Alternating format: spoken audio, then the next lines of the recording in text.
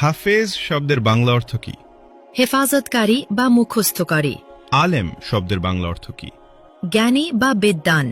মাওলানা শব্দের বাংলা অর্থ কি? ধর্মীয় নেতা বা অভিভাবক। মুফতি শব্দের বাংলা অর্থ কি? ধর্মীয় আইন বিশেষজ্ঞ। শয়তান সবচেয়ে বেশি কাকে ভয় পেতেন? হযরত উমর রাদিয়াল্লাহু। হাদিসে কাকে সর্বশ্রেষ্ঠ মানুষ বলা হয়েছে? যে কোরআন শেখে ও অন্যকে শেখায়। সালাতের পর কি পড়লে গুনাহ মাফ হয়? আস্তাগফিরুল্লাহ। হযরত মুহাম্মদ সাল্লাল্লাহু আলাইহি ওয়াসাল্লামের সাথে সর্বপ্রথম কোন প্রাণী কথা বলেছিল? উট। নফল শব্দের অর্থ কি? ঐচ্ছিক ইবাদত। রাসূল শব্দের অর্থ কি? আল্লাহর প্রেরিত দূত। নবী শব্দের অর্থ কি? ওহীপ্রাপ্ত বার্তাবাহক। হালাল শব্দের অর্থ কি? বৈধ বা অনুমোদিত। হারাম শব্দের অর্থ কি? নিষিদ্ধ কাজ। স্বামীর নাম ধরে ডাকলে অমঙ্গল হবে। ইসলামে কথাটি বিধান কি? ছোট শিরক। খাবার খাওয়ার সময় সালাম দেওয়ার বিধান কি? জায়েজ। স্বামীর পায়ের নিচে স্ত্রীর বেহেশত, এটি কোন ধরনের হাদিস? জাল হাদিস। ইসলামে বিয়েতে উকিল বাপ রাখার বিধান কি?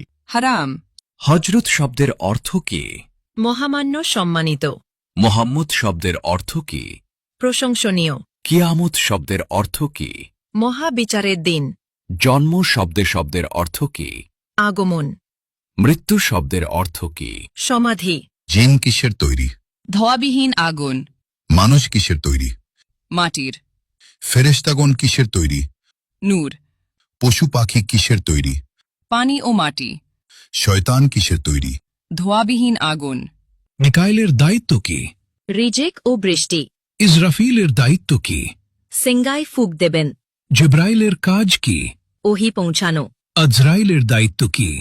মৃত্যু দেওয়া। কিয়ামতের দিন সিঙ্গায় কয়বার ফুঁক দেওয়া হবে? 2 বার। হজরত সুলাইমান আলাইহিসসালামের কতজন সন্তান ছিল? 1 জন। হজরত দাউদ আলাইহিসসালামের কতজন সন্তান ছিল? 19 জন। হজরত মুহাম্মদ সাল্লাল্লাহু আলাইহি সাল্লাম এর কতজন সন্তান ছিল? 7 জন। 3 পুত্র 4 কন্যা। কোন নবী এখনো জীবিত আছেন? হযরত ঈসা আলাইহি ওয়াসাল্লাম।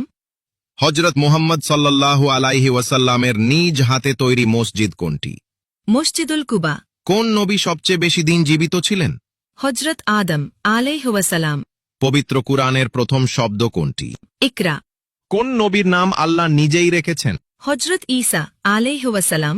হজরত মুহাম্মদ সাল্লাল্লাহু আলাইহি ওয়াসাল্লামের জন্ম কত খ্রিস্টাব্দে? 570 খ্রিস্টাব্দে। হজরত মুহাম্মদ সাল্লাল্লাহু আলাইহি ওয়াসাল্লামের জন্মস্থান কোথায়? মক্কা নগরীতে। হজরত মুহাম্মদ সাল্লাল্লাহু আলাইহি ওয়াসাল্লাম কোন বংশের জন্মগ্রহণ করেন? কুরাইশ বংশে। হজরত মুহাম্মদ সাল্লাল্লাহু আলাইহি ওয়াসাল্লামের মৃত্যু হয় কত খ্রিস্টাব্দে? 632 খ্রিস্টাব্দে।